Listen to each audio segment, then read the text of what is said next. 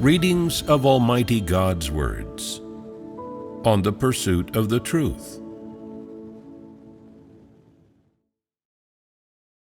How to pursue the truth. 27. No matter what problems of yours I expose, and no matter what method or tone of voice I use when exposing these problems, I do so based on the principle and with the motive of helping you and supporting you to embark on the path of salvation. I don't carry any malice. It's entirely out of goodwill. Even if the words I sometimes use when exposing the essence of the problem within a certain individual or kind of person are not very refined, my purpose is not to attack or suppress anyone, but to dissect the essence of the problem so that people can have discernment and cast off their corrupt dispositions.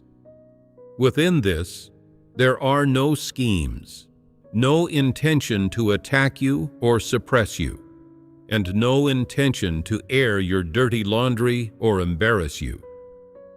Even if, when fellowshipping on some problems, I characterize the behavior or the disposition and essence of a certain kind of person, that characterization is fully in line with objective facts.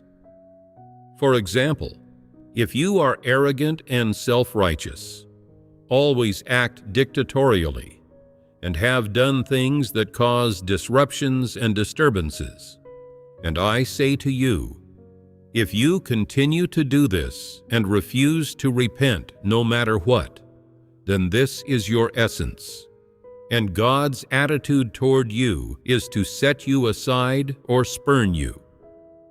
Are these words attacking you? No, although these things are said in a certain context and are put in this way, the provision and help I give you and my expectations for you do not change.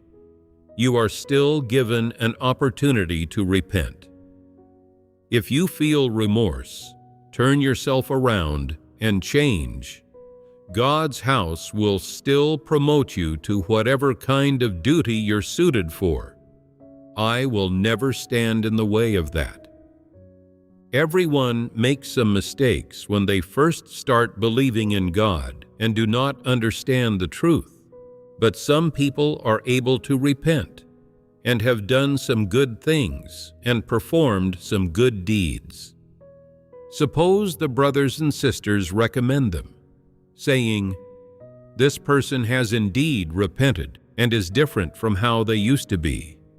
Before, they were arrogant and dissolute, devoid of human likeness. They did some evil things, thereby disrupting and disturbing the church's work and causing losses to God's offerings. So the church cleared them out. But after being cleared out, they felt great remorse, and now they have repented. They even took the initiative to compensate for the losses, asked the church to accept them again, promised they would never do evil again, and are willing to be the least in the church and submit to whatever God's house asks them to do. If people who are relatively close to them want to recommend them after gaining a thorough understanding of them, I say that if they have truly repented and they're needed for the work of God's house now, they can be used again. I will not stand in the way. Even if a few individuals have done things that were not very friendly to me personally, if they meet the conditions for promotion, I will likewise not stand in the way. I will give them an opportunity. Therefore, whether in sermons or in real life, and no matter the environment or context, I will treat you fairly and justly. In contexts where the environment permits, I will help you out of goodwill or ask about how you are doing in your duties. If it is in a special work setting, I will also do my best to help and support you, providing you with coaching, guidance, or help in some professional work. Sometimes what I'm doing is comparing notes with you and exchanging ideas with you. Even if I sometimes say, "The work you have done is not acceptable," I am just telling the truth and being straightforward. I'm not saying such things to suppress you, but to exchange ideas or compare notes with you. I do my best to give you opportunities to speak and apply yourselves, so that your caliber, talents, the knowledge you've learned, the common sense you have, or the experience you have accumulated can be utilized to the fullest. If the results are not good, I just say, "The work you have done is not that great. Ponder and seek more, and see if you can do it better." I always give you the utmost support, provision, and help, so that when you communicate and interact with me, you can benefit, whether in life or in the course of doing your duty. This is my principle in work, and it is the same in my daily life. Sometimes, when I interact and communicate with people, we'll inevitably talk about some trivial matters in daily life, involving external things like basic necessities, staying healthy, medicine, and so on. And some people mention some viewpoints, sayings, or common sense regarding trivial matters in life. Regarding all aspects of common sense, I merely express my personal viewpoints. If you think what I say is right, you can accept it. If you think what I say is wrong, I will not use my identity and status to suppress you, telling you everything I say is right, no matter what tone I use, or whether you like what I say. Could I possibly harm you or do you wrong? You must accept it. I will not do this. I will let things take their natural course. For example, you put too much salt in your cooking, and I say that eating too much salt is bad for your health. Some people do not accept this. They feel that if they use less salt, the food will be tasteless and lack flavor. They insist on eating according to their own tastes. I say you're free to do that, and I will not interfere. Although the saying, "eating too much salt is bad for your health," does not rise to the level of the truth, it is common sense in life. As for this physical body that God created for people, there is a fixed amount of salt it needs per day. Exceeding this amount will damage one's body and result in consequences. There are also people who always feel they lack nutrients, so they constantly eat hearty foods. In the end, their excessive nutrient intake leads to health problems, and they have to make adjustments. The amount of nutrients this physical body created by God needs is related to the proportions of grain, vegetables, fruit, and meat that God created for humankind. If you eat according to these proportions, you can maintain basic health. If you disregard these proportions and eat recklessly and indiscriminately according to your preferences, you will develop health problems. I tell you these facts, but you don't accept them. You think, giving sermons and fellowshipping the truth is your strong suit, but you don't understand these matters of daily life. I don't have to listen to you, because this does not involve the truth. I say you can choose to not accept it, and you can live according to your own preferences.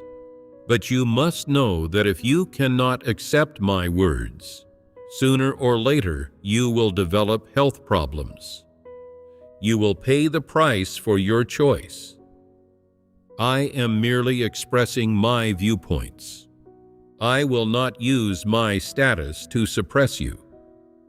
For another thing, if you do not accept my viewpoints, I will not force you, nor will I say that you are too foolish and stubborn for not accepting positive things. In fact, you really are like that, but I never say so. I won't make a big fuss over something minor in daily life and then lecture and pontificate to you. I wouldn't do that, because that is not my responsibility. I don't want to do that either. I have already fulfilled my responsibility by fellowshipping and giving sermons. This is within the scope of my ministry. As for what you eat every day, you handle that yourself. What God created for humankind and in what quantities, and what foods and specialties are produced in each season. How you use all these things is your own business. You can allocate them yourself. If the conscience and reason of your humanity are normal and sound, you will use and allocate them in moderation. If your reason is not sound, you will use or allocate them in a way that's excessive, and you alone will bear whatever consequences this ultimately brings upon your physical body. Therefore, I am very rational when it comes to this matter. I only tell you my viewpoints, and I will not force you to accept them. Sometimes, when I see that you have some bad living habits, I will not make you change them either. I'll just give a simple reminder. If you do not accept it or change, I won't say any more. Living habits are actually very easy to correct. Living habits that are wrong or undesirable should be corrected. This is an attitude of accepting positive things. Having the attitude and willingness to accept positive things is part of the basic rationality that should be present within normal humanity. Some people let positive things go in one ear and out the other. They don't take them seriously and even persist in their wrong ways of practice and wrong ways of doing things. Some people even say, I have lived like this for so many years, and there haven't been any consequences. This is a problem of disposition. What kind of disposition is this? It is one of stubbornness and intransigence, and of not accepting right viewpoints or positive things. I'm telling you, this is indicative of a corrupt disposition, and you must change it and cast it off. Your wrong ways of practice and that intransigent attitude of yours must be turned around. Only then can you have true change. Some people like to attack others. This is not good. If I see you do something wrong, I will rationally express my viewpoints and remind you out of goodwill. This is my way of doing things. In addition, if certain problems call for the exposing of your corrupt dispositions, then I will expose them without ceremony. This is being responsible to people. When I expose people's problems, I expose the essence of the problems and show how they actually are. I do not apply regulations or blow things out of proportion. I do this because this is within the scope of my work. I expose what ought to be exposed, and I don't say a word less than what needs to be said. Therefore, I have principles in doing things. In one respect, in daily life, I treat these matters based on the principle of rationality, letting you know what my viewpoints are. If you pay attention, take it to heart, and have the rationality of normal humanity, you will accept or correctly approach these thoughts and views, without me needing to preach a sermon about it. In another respect, in work, I will not avoid your problems, nor will I hold back from speaking for fear of embarrassing you. I will expose your problems and your corrupt dispositions, so that you can come to know problems in this regard and cast off your corrupt dispositions. My aim is to enable you to embark on a path that is correct. Whether you have a problem in life or in work, if it involves corrupt dispositions or the truth, I will not avoid the problem. I will fellowship on it clearly with you. No matter how I fellowship or how I treat a problem, I have my methods and principles. When it is time for me to fulfill my responsibility, I take it upon myself to do so. I am not afraid of embarrassing you. I will expose your problems and corrupt dispositions so that you can come to know them. This is my responsibility. If your problems do not involve corrupt dispositions or truth principles, you have the freedom and the right to make choices and practice as you wish. I will not interfere. Therefore, whether I expose your problems or not, it does not involve attacking you, constraining you, or oppressing you. In daily life, for matters that do not involve principles, such as basic necessities, I give you ample freedom to choose for yourselves. However, if it involves a matter of principle, that is, if it involves corrupt dispositions, or involves your attitude toward doing work, doing your duty, God, or the truth, then I ought to fellowship on it. You see, no matter how I do something, I put thought into it. Do I not? I have principles. For anything that does not involve the truth, your attitude toward God or the truth, or your attitude toward church work and doing your duty, I do not interfere. I mind my own business. Especially when it comes to matters of personal choice and personal preference, I never interfere. For example, some sisters like to keep their hair long, braid it, or wear it up, and some brothers like to keep their hair short or shave their heads. You have the freedom to do so, and I never interfere. Some brothers and sisters are picky eaters and particularly like to eat a certain kind of food, or they have a certain lifestyle habit that's not good. I never interfere with these things either. If this bad lifestyle habit affects their health, their performance of duty, or the church's work, I must remind them and help them, or have the brothers and sisters help them. However, some people do not accept it when the brothers and sisters help them, even saying they feel constrained and pressured.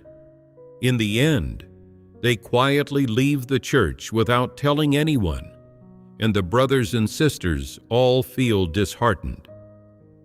I say, it's wrong for you to feel disheartened.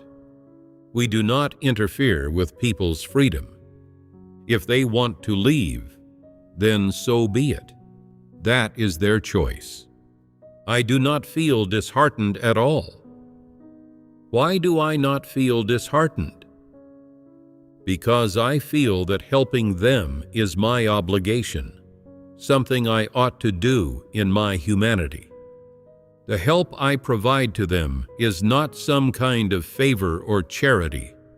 It's just that upon hearing about their situation, I am obliged to entrust you with helping them.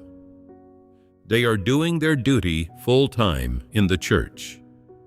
If their bad lifestyle habit affects their health and they develop health problems, shouldn't the brothers and sisters help them out of love? This is basic social morality for human beings. But if they do not accept this kind of help and feel repulsed or pressured in their hearts, we won't force them, and we won't interfere with their freedom. Then why do some people feel disheartened when they leave the church? You feel disheartened because you feel that fulfilling your responsibility and obligation to them is a kind of favor to them. They did not appreciate it, did not accept this favor, and did not do as you wished, hurting your feelings and your pride.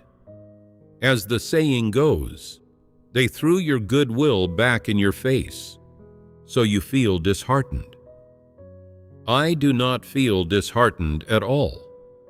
The way I comprehend this is different from yours. I say that I must draw a lesson from this matter and not do this kind of foolish thing again in the future. Everyone has their own aspirations. You cannot subject people to your control and still expect them to feel happy and sing your praises, can you? That would be absolutely ridiculous. You must give people freedom and let them choose freely. If they feel that what you say is right, they can choose to accept it and practice according to these words. If they feel what you say is wrong, they can also choose to not accept it. They have the right to choose. You should not force them to accept your goodwill. Whether they accept it or not is a matter of attitude. They have the freedom to do so.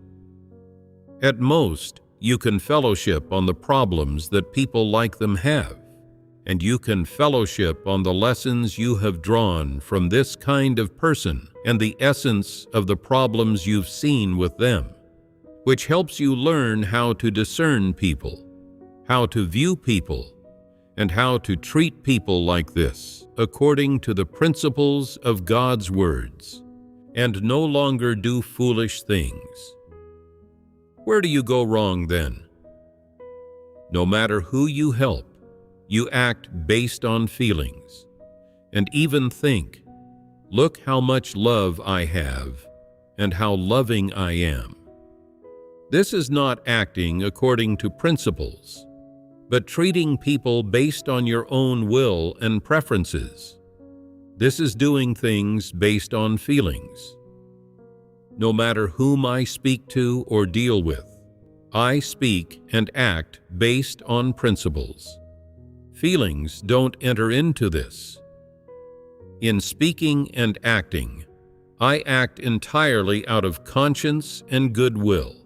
And this is the approach I ought to take with everyone. In particular, with brothers and sisters who are doing their duty normally. This is precisely how I ought to act. This is my obligation and responsibility. As long as I fulfill this responsibility, that is enough. They can choose to accept, or they can choose to refuse. I do not force people. If they accept, I am happy. If they do not, I don't become sad. All I was doing was some of the things I ought to do according to principles. I was merely fulfilling my responsibility. Do you understand? No matter what the environment is, when interacting with people, I can treat all kinds of people and all kinds of things according to principles. Even if, in life, I provide some help to people or say some things that edify people, This is also a part of doing things according to principles. It is not acting out of feelings. As for fellowshipping the truth, such as exposing people's nature essence, exposing people's corrupt dispositions, and exposing people's various revelations of corruption and corrupt states in specific matters, as well as the essence of various problems, I also act according to principles. I do not act out of feelings, nor do I act with human will. When people do things, they always act based on who they are dealing with and on their own mood and preferences. They show some favor to those they take a liking to and get along with, and give some benefits to these people, while they attack and exclude those they dislike and can't get along with. They cannot treat people fairly. They either act based on feelings or commit evil deeds. In short, they don't do things according to principles. When I associate with the brothers and sisters in the church, no matter who they are, I can treat them according to principles. Similarly, when interacting and associating with non-believers, I also have principles and boundaries. Even if they say some confrontational words, or words that are impolite, unrefined, or disrespectful, I will not respond tit for tat. If I must interact with them to get things done, then I will interact with them. If I do not need to get things done, then I will choose to avoid and refuse them. If a person is of low character and always wants to take advantage of others and demand benefits, and, even if I help them, they still cannot treat it correctly or change, meaning that their humanity is bad, then I just stay away from them. In short, whether I am interacting with brothers and sisters or with non-believers, I can act according to principles. At the very least, I interact with people according to the boundaries of the conscience and reason of humanity. Can you achieve this? No matter who corrupt humans interact with, they always safeguard their own interests, or treat people based on feelings and preferences without principles. If it is a brother or sister they feel that they get along with and have a good relationship with, then they can help them, show them love, give them things, and have close contact with them.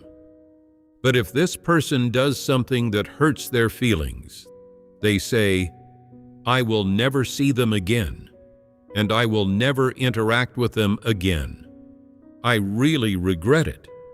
I was so good to them before and helped them so much, yet they still treat me like this. They are an ingrate, an ungrateful wretch. They cannot act according to principles to treat people fairly. When they are good to anyone, they do so out of feelings. And if they're bad to anyone, it's because of their personal preference. Everything they do is just to satisfy their feelings. Therefore, if they help someone and benefit them, but that person not only is ungrateful, but also hurts their feelings, they will be very sad and hurt, and they will complain, feeling that their efforts have gone down the drain. They will be unwilling to accept it and will never do this again. Tell me, if I encountered this kind of situation, how would I approach it? First, you cannot evaluate this matter from the perspective of people doing each other favors. You cannot judge this kind of situation based on feelings. You must discern people like this based on God's words and the truth principles.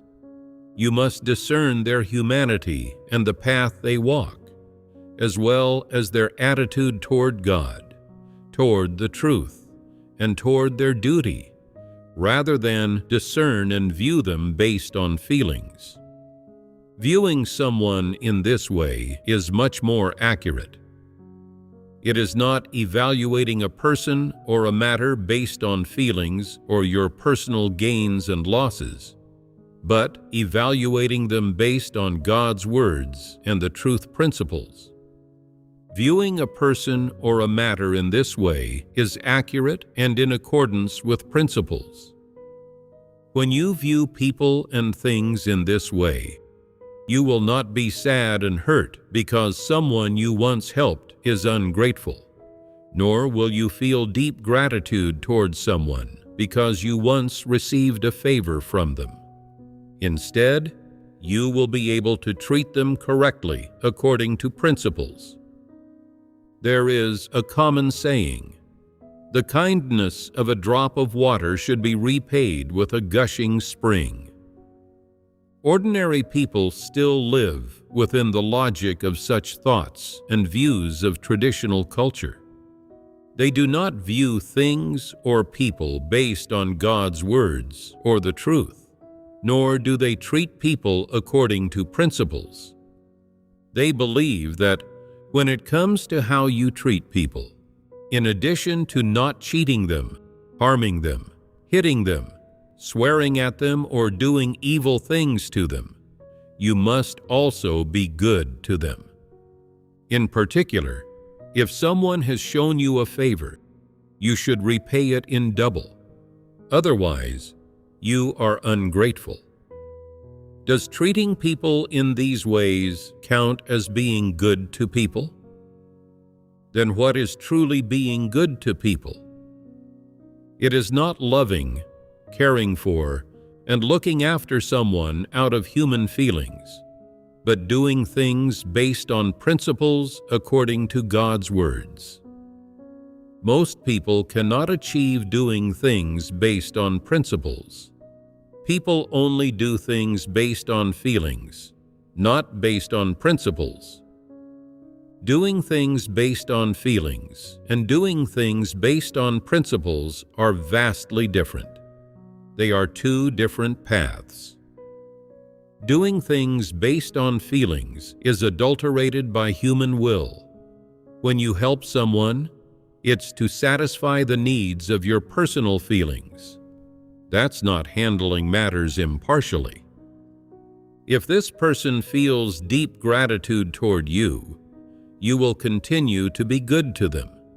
If they do not appreciate it and wound your heart and hurt your feelings, you will not help them anymore. Then are you not acting without principles? This is acting without principles. Then what is doing things according to principles? It is fulfilling your responsibility as a person, helping others as needed, and letting them take it however they wish. If they are willing to accept your help, that's great. If they're unwilling to accept it, you should not say that they are not blessed, nor should you feel upset, sad, or disappointed, but should still treat them correctly.